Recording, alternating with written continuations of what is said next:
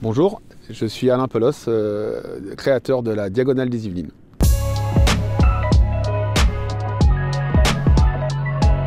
Alors moi je suis une personne qui travaille essentiellement dans le sport. Alors c'était pas ce qui était prévu au départ de ma carrière pro, puisque j'ai été pâtissier pendant 20 ans.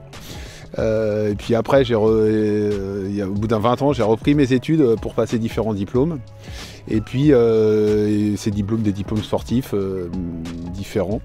Et je suis rentré à Jouan-Josas comme éducateur sportif.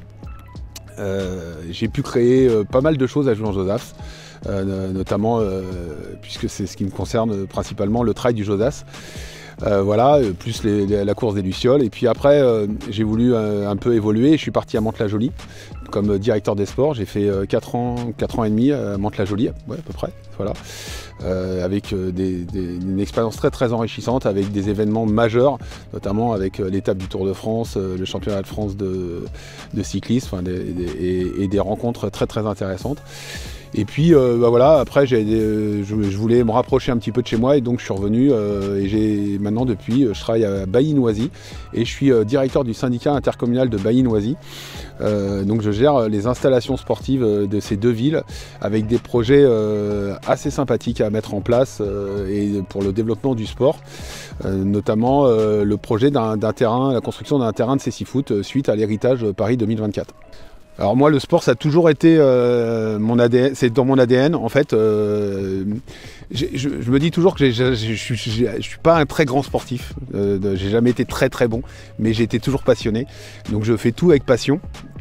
Donc j'ai eu une petite carrière amateur de footballeur. Après je suis rentré dans un club de triathlon à Saint-Cyr-l'École. J'ai fait une dizaine d'années avec plusieurs Ironman.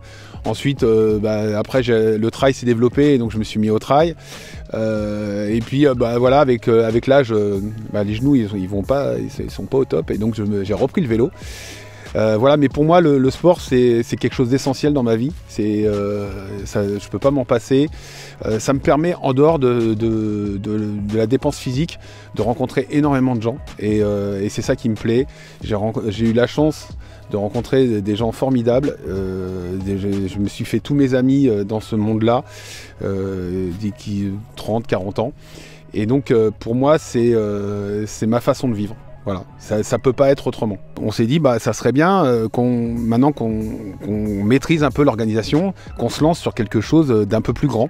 Et donc en 2018, on a réfléchi à ce qu'on voulait faire, et c'était la traversée du département, parce qu'on trouvait qu'il n'y avait pas ça sur l'Île-de-France même, hormis l'éco-trail bien sûr, mais on trouvait que le projet était sympathique de traverser un département. Et donc on s'est réunis, on est 3-4 à s'être réunis. Maintenant dans l'organisation on est pas loin de 14, mais au début on était 3-4, on s'est réunis, on a décidé de se lancer là-dessus. Et c'est comme ça qu'a été créée la Diagonale. Alors on est parti, on a été contacter les mairies à gauche à droite. J'ai eu la chance de rencontrer le maire de Rochefort, Sylvain Lambert, qui nous a tout de suite ouvert ses portes et nous a permis de lancer la première édition. Ensuite on a rencontré d'autres maires, on a rencontré le maire de Breuil, il nous a très bien reçus, et maintenant on est avec le maire de Mézières qui nous a extrêmement bien reçus aussi, puisqu'on est en partenariat avec les associations, l'association des maires ruraux du 78.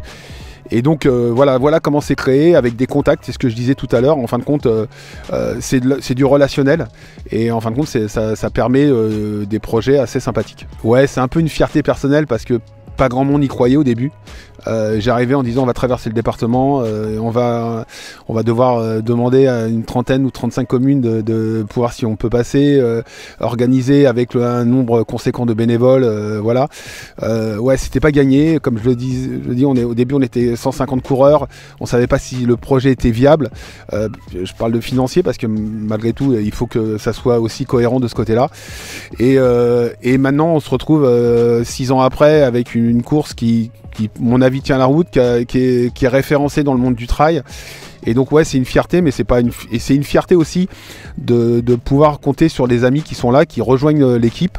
Je pense à Bruno Bachelard, je pense alors c'est pas bon de citer parce que je vais sûrement en oublier, mais voilà, c'est une vraie fierté de ça, c'est une fierté d'être contacté par des associations pour nous dire bah voilà, votre course